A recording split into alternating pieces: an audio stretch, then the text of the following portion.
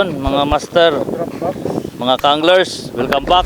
At magdadrop na tayo. Isipin na yun pag nahulog. Sabi ka. Drop na tayo mga master. Sana palarin kami lahat.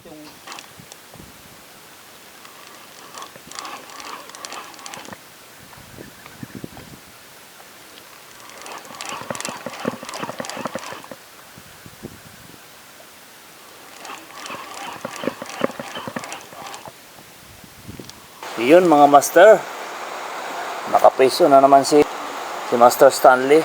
Yan o, mukhang malaki to. So estimate ko rito mga 3 kilo siguro. Palagay ko sanis ito. Yan o, kadali na naman, malupit talaga yung lure nya. Yung kanya. Yun o, panalo. Nasa 3 kilo nga mga master, mga kanglers.